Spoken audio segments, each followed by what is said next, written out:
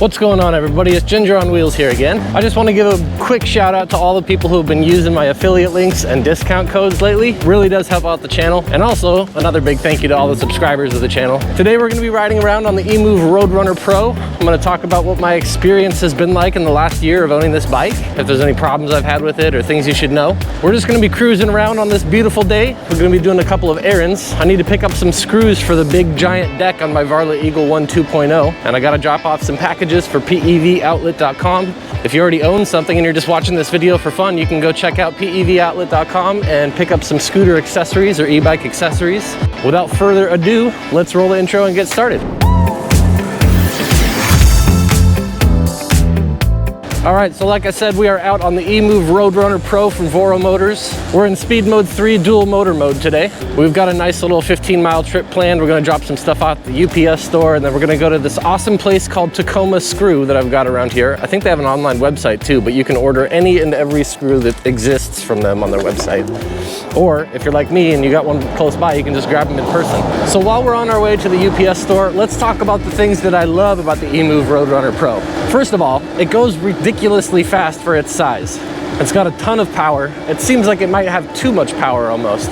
Bordering on unsafe if you just send it around in dual motor Speed Mode 5. I love that I can inconspicuously ride the thing around in the bike lanes like this one, and it's not going to attract the attention of the police. The E-Ride Pro is quite a bit faster and has a much bigger battery, but it's so loud and so giant.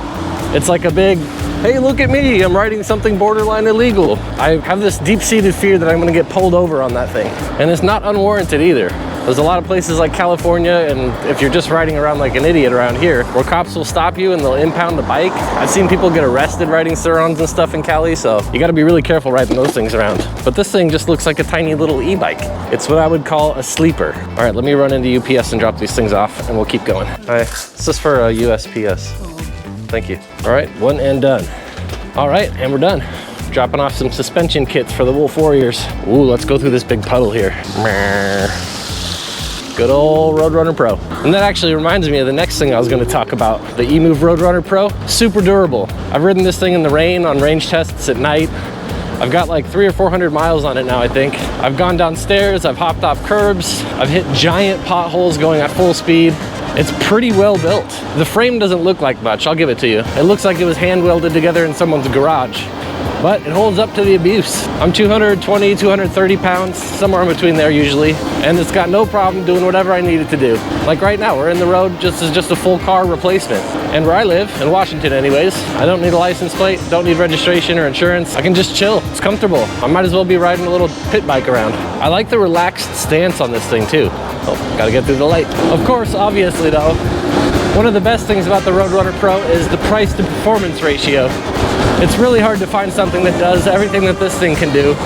Peel out the front tire, send it around at 50 miles an hour, and it's under $3 grand. I remember on my initial rides on this thing, I used to think the seat hurt my butt, but after coming from the E-Ride Pro SS to this thing, this seat feels very nice. I guess it's all relative. God, such a nice day. I can't wait till it's summertime and I don't have to wait to sneak out of my house on sunny days only. It gets so cold and miserable here. And then days like this come along, it's just like, oh, finally. All right, we're gonna hop on the bike trail on this thing, which is something I have no guilt or shame about doing, because it's a nice small little bike. It's got street tires so it doesn't kick up a lot of dust, and it's quiet. Not like the E-Ride Pro SS, very loud, very heavy. Might as well be riding a dirt bike. You got a lot of stink eye riding that thing around on the trails, I learned. Let's go ahead and kick it into Speed Mode 4. There we go. I just realized my camera was looking off to the side a little bit. I think we're nice and centered now. One of the other things I like about the Roadrunner Pro that I haven't showed much on video, because I might as well just not be riding at night at all, because the GoPro stinks so bad, but night riding. It's got a nice big headlight on the front, very bright. It's always better to ride around with the two firelights that I have on the handlebars. Those things are a beast, but as far as stock headlights go, this thing's got it. It's a good one. And of course, there's all the obvious things like removable battery. I don't have to carry the whole bike into my house to charge if I don't want to. We got front and rear hydraulic disc brakes, dual motors, 50+ mile/hour top speed, 60-volt system, lots of torque. And I was kind of trying to save this one to the end of all the good stuff, but of all the things that I've owned, there have only been 3 scooters or devices that I've owned where nothing has ever gone wrong in my ownership with them. And granted, I haven't given this thing that many miles. It's only been a few hundred miles on this thing, but the VSET 10 Plus, the Veteran Sherman S unicycle, and the Emove Roadrunner Pro are the three things I've owned where nothing has ever gone wrong. I've never got a flat tire. I've never had squeaky suspension or broken bearings or bent anything. Nothing's come loose. I just set it up when I got it, and it's ready to ride whenever I need, as long as it's charged. Wow, there's surprisingly just nobody on this trail today. This is usually packed with walkers and runners and joggers walking their dogs, little kids in strollers. This is so nice. If you haven't experienced the freedom of riding around on something electric, it's just quiet. The only noise I have is the wind in my ears. It's like my therapy, basically. If you've got anxiety, the money you spend on this thing, you save on therapy. Oh, here's all the walkers and joggers. All right, so that's enough about the good stuff on the Emove Roadrunner Pro. Let's talk about some of the things that I don't like as much. For starters, the most obvious one, if you watch my other Roadrunner Pro videos, you know that I upgraded the rear suspension almost straight away. I'm really glad, and I feel lucky that there was a swappable suspension upgrade for this thing, but the stock suspension, at least the suspension that was on it when I got this thing, was not great. It bottomed out really easily. It just felt really, really cheap. I've got a link in the description to Amazon. You can go buy the suspension upgrade for this thing if you own one. But the springs are a lot stiffer, and you can adjust the preload on them a lot easier.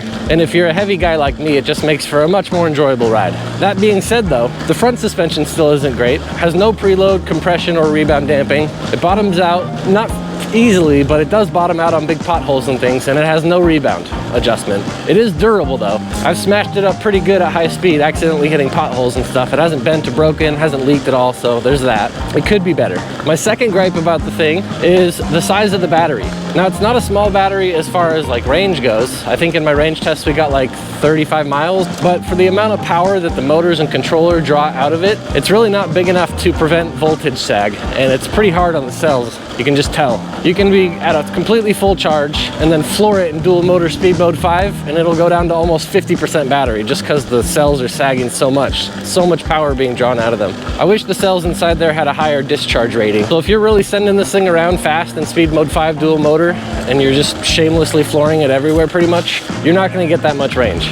It's like 12 to 15 miles for me anyways. Which brings me to my third complaint. There's only one charge port, and the charger that comes with it isn't extremely fast. I think it's 3 amps. It'd be really sweet if this thing had dual charge ports and I could just pop it in at 10 amps and be ready to go in like 3 hours. You basically get to do one fun trip like this per day, and then you're popped on the charger for the rest of the day. All right, and that brings me to my final complaint. I don't want to gripe about this one too much because it's not too bad. I just feel like it could be better. Something I brought up earlier, it's the seat. On long rides like this, fun cruises, maybe it's just me, maybe I have a bony butt, maybe I'm too heavy, I don't know. I know this seat has been upgraded from the Roadrunner V1s that they were selling originally, but it's just not that comfortable. I feel like it could be wider. The seat kind of comes up at a pyramid-y triangle point at the top, and I feel like my butt bones are too wide for it. It's squishy, and it's not that uncomfortable if you're just going for like a half hour at a time. But if you want to spend a couple hours cruising around on this thing, you're gonna have to get up and stretch your butt. It'd be cool if the seat were shaped more like a bucket and it kind of caressed my booty. All right, well, I talked about the things I liked and I didn't like. I guess all is to do now, just continue our cruise on to Tacoma Screw. And I just have to hope the weather doesn't make a terrible turn for the worst. It's supposed to be scattered showers today, so I took a gamble riding around. This thing does have a splash-proof water rating though. I have ridden it around in the rain. I've hit some pretty big puddles on it. We rode through a big one earlier, but I don't think you're supposed to do that. It's never good for e-gadgets to ride around in the rain. I do like how long the seat is though. You can choose to scoot forward like this and you get a much more aggressive stance. You get more weight over the front tire. It's a lot more fun for riding aggressively, and you can scoot way back on the long seat and you can kind of take like a road cruiser stance, like a Harley motorcycle. Arms fully extended, leaning back a little bit, just straight chilling. Maybe I should add that to the list of things that I like about it. It's so quiet. It's dead silent. There's a slight whir of the motors, but can you hear it? The only thing I hear is the gravel popping underneath the tires and the wind in my ears. But compared to the Sur-Ron or the E-Ride Pro, or a lot of e-scooters even, this thing is just dead silent. The InMotion RS is also really, really quiet, but the Wolves have that distinctive howl noise, and a lot of the older scooters and cheaper ones, they make like a straight up growling noise. I'm not gonna label this as a complaint, but I do think it would be cool if it came with the little pouch that goes right here. I think they have like a little a little triangle pizza-shaped pouch that you can put stuff in with a little side zipper. That'd be a really cool accessory. Considering there's nothing in here at all, you know, it'd be really nice if there was a little pouch that just came with it that you could pop stuff in, like your charger, tools, air pump, etc. Oh, speaking of air pumps, I just got a new supply of the portable electric air pumps in pevoutlet.com if you want to go check those out. They're like 30 bucks. I always carry mine with me. I also got freshly stocked on the hydraulic brake bleed kits and mineral oil. If your brakes are feeling squishy, or if your brake lever almost goes to the handlebar on your hydraulic brakes, got to do a small brake bleed or pump some fluid in there. And I got the kits for you on pevoutlet.com. In case you're wondering, PEV stands for personal electric vehicle. I get asked that every now and again. Ooh, I should add this to the list of things that I like. The wide bars. These bars are ridiculously wide for the size of the gadget. It makes it extremely stable. And it doesn't have a damper or anything, so I guess you kind of do need that at high speed, or I guess some people do. I don't personally, but the wide bars make it really easy to hold this thing stable. I can ride with one hand, no problems. It's pretty sweet. It does make it a little harder to get in and out of doorways though. All right, I think we're just about here at Tacoma Screw. Finally, got a one-wheel guy. He's looking chilly, hands in his pockets. All right, we're at Tacoma Screw. Is this place open? Let's check it out. Oh yeah, they're open. Hey, going all right. I'm hoping you guys can help me locate a screw. Fair enough. It's this guy right here, and I'm hoping to find one that is 10 millimeters longer with the same type of head on it. Yeah, is it gonna be outside? It'll be under some grip tape, I don't know. They just hooked it up for free. They're like, it's only gonna be a few bucks, don't worry about it. I love Tacoma Screw. Somehow, they always have everything that I need. I don't know how big their little warehouse is back there, a storeroom, but they have like every size screw and bolt under the sun. All right, let's get cruising back. And we have well over half battery, so the way back is gonna be a lot sendier. Gonna have more fun with it. Not gonna go on the bike trail. Gonna flip it back into dual motor mode, probably speed mode 4. All right. Yep, this will be fun. Can't believe they just hooked it up for free. That was so awesome. I guess they earned themselves another shout out. If you're looking for screws or nuts or bolt, go to Tacoma Screw. They have a few locations in Washington, and they have an online shop too. Oh yeah, this thing is so stable and fun at high speeds. The Hey Bike Hero that I was testing earlier will go this fast, but it's not nearly as much fun or stable. Benefit of e-gadgets. I just take the bike lane, cruise up to the front of every stoplight. And this guy apparently just got 2 car lengths ahead of him. All right, I'm gonna flip it into speed mode 5 and get a little greedy with it on this acceleration under the underpass here. Ready? 1, 2, 3, go. Oh yeah. The acceleration on this thing is ruthless in speed mode 5. Dual motor. Oh yeah, we cruising now. We cooking with steam. Oh, I'll miss that turn. I guess I'll turn at the next one. Gotta stay in the road. There's a fine line between where you should be in the bike lane and where you should be in the road. Somewhere between 25 and 30 miles an hour. Even if the speed limit's 35 and you're only going 30, just get in the road. You'll make a few people angry, but it's a lot safer for you. I've got my turn signals. I'll turn that on while I wait here. Just an endless stream of cars, it would appear. Really? Am I just gonna be stuck here for life? It would appear. Might just have to gun it in front of some car. This car looks like he's lacking. All right, there we go. Whoa, front tire peeling out. Oh, I'm out of control. Disc brakes. Wow. The brakes on this thing are superb. I think the rotors are 220 millimeters, I wanna say, but they do an excellent job. Most excellent. Like I said, full hydraulic, front and back.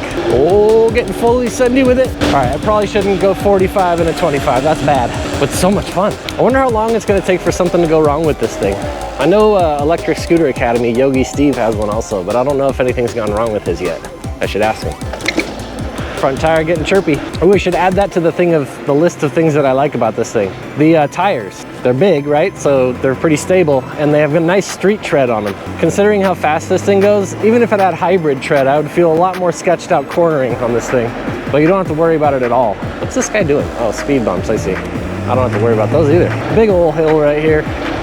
Toting my giant body up with no problem. I think we're still accelerating. 28, yeah. See if we can make this light. Come on, baby. Yeah, scuffing the front tire even at like 30 miles an hour. Oh, gotta slow down again for the school zone. It's always fun riding around kids walking home from school. They'll look at you with giant glassy eyes and go, oh my God, I need one. What are you doing? What are you actually even doing? No turn signal, just didn't see me, I guess? Like, lady. I guess that's why this thing has a built-in horn, right? Guy on his phone with a kid in the car. And then there's us, just full cruising. Yeah, with hybrid tires, doing stuff like this would get sketchy, and there's no possible way with off-road tires. You need that street tire traction. And even though they are street tires, they do still have a water wicking design with nice grips on the side too. Like I said, I've ridden this thing around in the rain. Aside from the front tire having basically no traction because it's so freaking powerful, you're not going to slip out around corners, which is nice. Very nice. I have 50% battery right now when I'm not giving it any throttle, and when I floor it, I'm down to like cut off low voltage battery, so I gotta be careful. I'm gonna go ahead and flip it down into speed mode 4. Oh my gosh, I left my turn signal on that whole time. You guys didn't say anything? Wow.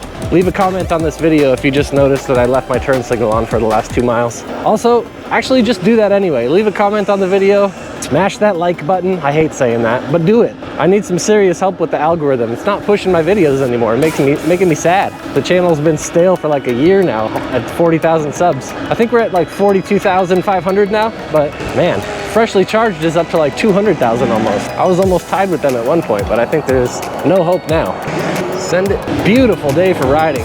Loving this. All that's left to do now is get Sendy with it on the way home. To pass this guy in the bike lane or not? It's got that wide mirror. I think he sees me though. Okay, here we go. Speed mode 5, full power. Let's go, Roadrunner Pro. Let's go, baby. 48 miles an hour. Oh my God. Name another gadget under 3 grand that you can do that on that quickly. I'll wait. Whew. My eyes are watering now. Nothing better than a little pump of adrenaline in the afternoon. You know what? I'm gonna add that to the list of things that I don't like about this thing. I guess I'll couple it with the battery capacity.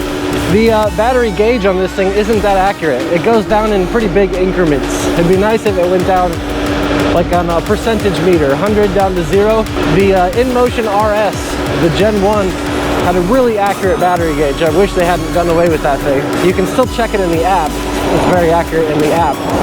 But on the display, I really would like to see 100% over here, 0% over here, and then a very accurate reduction of battery based on your speed and range and stuff. If it could use some sort of like smart controller to tell based on how you're riding, give you an estimate of the miles remaining. Like my Prius can do that pretty accurately. Why can't this bike do that? It might have something to do with the $20,000 price difference. I don't know. Yeah, this thing will hit 45 even on low battery. Gotta slow down for the cars. So much fun. Well, I'm just about home. I think I covered pretty much everything I wanted to talk about. I hope you had fun cruising around, doing some errands with me. Little day in the life video. If you've got any questions, make sure to ask them in the comments below. If you're considering buying one of these things, check out the link in the description. And the coupon code Ginger on Wheels will get you 50 bucks off. Just click the little more button on the text below the video and you'll get the full video description, including link and discount code. Statistically, about 80% of the people that watch my videos are not subscribed. And if that is you, please do me a giant favor, click the subscribe button. Really appreciate that. And if you do, I'll see you for the next video.